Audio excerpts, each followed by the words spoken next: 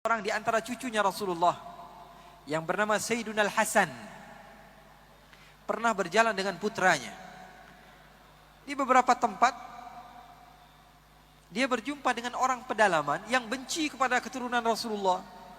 Karena keturunan Rasulullah ini dibenci dari semenjak zaman dahulu, bukan sesuatu yang baru. Sampai Allah katakan dalam Al-Quran, Inna syani'aka huwal abtar. Sesungguhnya orang yang mengatakan kamu tidak memiliki keturunan, wahai Muhammad, dialah yang tidak memiliki keturunan. Padahal ada di dalam Al-Quran. Loh, memangnya keturunan Nabi masih ada? Ada saja yang bertanya seperti itu. Kalau di dalam Musnad Al-Imam Ahmad bin Hanbal, Nabi Muhammad bercerita bahwa Imam Mahdi nanti di akhir zaman akan diutus oleh Allah Subhanahu wa Ta'ala sebagai penyelamat kepada umat. Kata Rasul, dan dia dari keturunan saya. Sekarang pakai akal. Kalau nanti di akhir zaman ada keturunan Nabi, terus nongolnya dari mana kalau sekarang gak ada keturunan Nabi? Fahami teks hadis Rasulullah, kemudian gunakan akal kalian.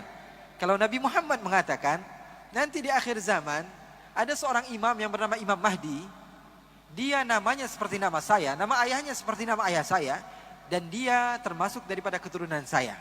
Kalau di dalam hadis dikatakan Imam Mahdi keturunan Nabi, munculnya dari mana kalau sekarang gak ada keturunan Nabi? Apa tiba-tiba muncul begitu lahir? Paham atau tidak? Oleh karena itu dakwah Ahlul Bait keluarga Nabi Muhammad SAW, yaitu dakwah yang tidak mudah menyalahkan orang lain. Dakwah dengan salam, dakwah dengan damai, masuk kemanapun tempat, selagi mereka semua beriman kepada Allah, beriman kepada Rasulullah. Sekarang saya tanya, kalian beriman kepada Al-Quran atau tidak? Beriman kepada sunnah-sunnah Rasulullah atau tidak? Sama berarti, sama seperti yang lain-lainnya.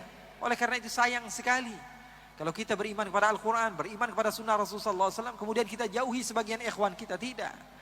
Kalau kamu mau mendakwah, dakwah itu bahasa Arab artinya da'a yad'u, artinya mengajak, bukan mengejek, bukan. Dakwah itu mengajak, bukan mengejek. Pendakwah itu mengajak orang lain untuk menuju surganya Allah Subhanahu wa Ta'ala. Sayyidina Hasan suatu saat sedang berjalan-jalan, tiba-tiba ada beberapa orang yang datang dari luar kota Madinah mengejek Sayyidina Hasan. Dia bilang, "Hei, kamu ini orang zalim. Hei, kamu ini mengaku cucu Nabi tapi kamu tidak berakhlak. Kamu ini adalah orang yang fahish. Kamu ini adalah orang yang begini dan begitu," diejek. Anaknya udah marah nih. Anaknya sudah kesel. Dibilang, "Ayah kok diejek gak marah-marah? Bapak kok dibilang begini, dibilang begitu, kok kamu tidak marah, biasa saja? Bahkan wajah kamu tidak berubah sedikit pun." Apa kata Sayyidina Hasan? Beliau mengatakan, "Saya pengen jawab, tapi kakek moyang saya dari semenjak dahulu tidak mengajarkan saya cara untuk berkata-kata kotor. Sehingga saya tidak tahu kata-kata kotor. Untuk mengatakan sesuatu yang kotor saya tidak tahu. Karena saya tidak diajarkan oleh orang tua saya." Subhanallah. Apakah sudah tidak ada orang yang seperti itu? Ada, cuma mata kita saja dipenuhi dengan suudzon. Banyak. Orang yang dekat dengan Allah itu masih banyak. Bahkan beberapa daripada guru saya bercerita, sebagian orang-orang pedalaman di Hadramaut sana bertanya, "Masa sih di dunia ini ada orang yang ghibah?" Saya nggak percaya katanya. Ada orang yang mengumpat orang lain dari belakang. Saya nggak percaya. Pasti di dunia tidak ada. Orang yang seperti itu masih ada loh. Cuman karena memang lingkungan kita saja. Lingkungan kita ini apa? Lingkungan segala sesuatu diupdate. Orang yang salah sedikit dikatakan begini dan begitu lain sebagainya. Enggak.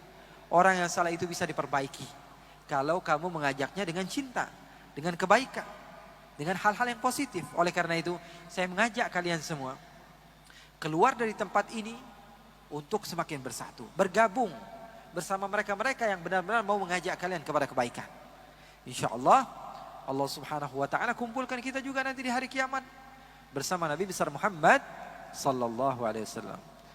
Nabi Isa alaihi salatu wassalam, satu kisah yang menarik.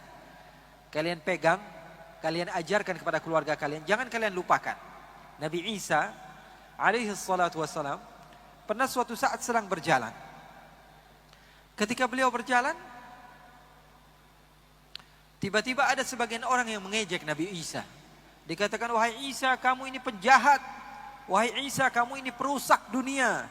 Wahai Isa, kamu ini adalah orang yang tidak benar. Nabi Isa tersenyum dan mengatakan apa? Jazakumullahu khaira. Terima kasih banyak, semoga Allah membalas kamu. Dia ejek lagi, kamu pembohong. Wahai Isa, kamu pendusta. Ingat kisah ini, ajarkan kepada keluarga kalian. Bagaimana Nabi Isa ketika diejek? Nabi Isa dikatakan, kamu pembohong, kamu pendusta, kamu adalah pemecah belah umat. Apa kata Nabi Isa? Jazakumullah khaira. Hawariyun, pengikut Nabi Isa, bingung. Wahai guruku, kenapa kok kamu diejek? Kamu jawabnya jazakumullah khairan. Semoga Allah membalas kebaikan. Apa kata Nabi Isa? Huwa yukhriju ma induh wa ana ukhriju ma indi. Apa kata Nabi Isa? Dia ini, orang-orang yang jahat ini, dia mengeluarkan apa yang ada di hatinya. Hatinya kotoran semua, yang keluar dari lidahnya apa? Kotoran juga. Saya cari-cari di hati saya, kotoran ada atau tidak? Tidak keluar dari hati saya kecuali apa? Jazakumullah khairan. Maka itulah yang keluar dari lidah saya. Paham atau tidak? Jadi lisan kalian menunjukkan watak kalian. Tulisan kalian menunjukkan hati kalian. Semakin kotor kata-kata yang kalian keluarkan, semakin menunjukkan kapasitas hati kalian di dalam keimanan kepada Allah Subhanahu wa taala. Terkadang kita bingung. Saya ini pernah berdakwah di satu kota di Malaysia namanya Melaka. Di situ saya sudah berdakwah bertahun-tahun. Di satu waktu ada di satu masjid saya harusnya khutbah Jumat.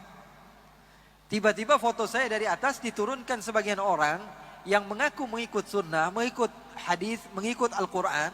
Dia katakan ini Habib tidak sesuai dengan Al-Quran dan sunnah. Padahal yang saya dakwakan adalah Al-Quran dan sunnah. Maka saya bersedih. Saya berdakwah di Indonesia di beberapa tempat. Di Kalimantan, di Sumatera, di Sulawesi, bahkan sampai ke Papua. Berdakwah di Malaysia, di Brunei, di Singapura, di Hong Kong, di Turki, Australia, di New Zealand. Di beberapa tempat, di Eropa dan di Asia. Saya tidak pernah diusir. Tapi baru kali itu di Melaka, di Malaysia, di tempat di mana saya pertama kali membuat organisasi besar. Dan di sana ramai pengikut saya diturunkan foto saya. Maka saya bersedih. Saya mengadu kepada guru saya. Karena seseorang kalau mau sukses harus memiliki guru. Tidak ada orang yang sukses tanpa guru, nggak ada. Langsung ikut Al-Quran, ikut sunnah, nggak ada. Orang yang seperti saya mondok 17 tahun. Saya belajar di pondok pesantren, 13 tahun saya kuliah di luar, 4 tahun. Dan sampai sekarang saya masih belajar. Orang seperti saya saja kalau ditanya hukum terkadang masih bingung mau menjawab. Apalagi kita yang memang setiap hari di depan handphone. Mau jawab apa? Semua bisa kita jawab. Maka saya bilang sama guru saya, wahai guru saya ini begini, saya ini begitu. Saya ditolak dakwah saya bersedih, apakah jalan saya ini salah, apakah begini. Tolong berikan jalan keluar. Apa kata beliau? Selama ini dakwah kamu bagaimana? Dia katakan baik-baik saja. Saya katakan baik-baik saja. Baru kali ini saya diusir. Apa kata beliau? Pelajaran buat kalian. Kamu diusir. Dan Nabi Muhammad ketika berdakwah diusir. Maka ada keserupaan antara dakwah kamu dengan dakwah Nabi Muhammad. Maka ini langkah pertama kamu diterima di dalam berdakwah di jalan Allah. Maka kalimat tersebut menjadi penyemangat bagi saya. Rasulullah berdakwah bukan enak-enakan. Rasulullah berdakwah dalam keadaan susah. Kamu diusir, Nabi Muhammad berdakwah diusir. Ini adalah langkah pertama bahwa kamu diterima oleh Allah Subhanahu wa taala di dalam berdakwah di jalan Allah Subhanahu wa taala. Semoga Allah Subhanahu wa taala memberikan kepada kita ilmu-ilmu yang bermanfaat. Kalau ilmu semua ulama atau asatidz yang datang kita ambil semua, mungkin otak kita nggak kesampaian. Betul atau tidak? Ini paling berapa MB nih otak kita ini. Tapi setidaknya sesuatu yang tidak bisa diambil semua, jangan tinggalkan semua. Catat itu. Segala sesuatu yang tidak bisa diambil semua, jangan tinggalkan semua. Semuanya susah. Tapi setidaknya ada beberapa poin yang penting saya dapatkan daripada apa? acara-acara seperti ini yang saya bawa ke rumah, saya amalkan, saya ajarkan kepada keluarga saya di rumah. Insya Allah, Allah memberikan keimanan kepada kita, memberikan mahabbah kepada kita, dan Allah Subhanahu wa taala mengumpulkan kita di dunia sebelum di syurganya Allah Subhanahu wa taala. Allahumma ja'al jam'ana hadha jam'an marhuma wa tafarruqana min ba'dihi tafarruqan ma'suma wa la taj'alillahumma fina wala minna wala ma'ana syaqiyan wala mahruma. Ya Allah, jadikanlah perkumpulan kami ini perkumpulan yang Kau cintai ya Allah.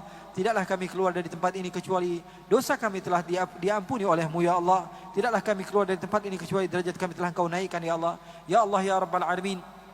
Pada malam hari ini Engkau telah memberikan nikmat kepada kami untuk bisa duduk bersama orang-orang yang dekat denganmu ya Allah. Jangan haramkan kami untuk senantiasa bisa duduk dengan mereka ya Allah, di dunia sebelum di akhirat ya Allah. Ya Allah, berikanlah kepada kami ilmu yang bermanfaat. Ilmu yang bermanfaat adalah ilmu yang kami amalkan setelah kami terima ya Allah.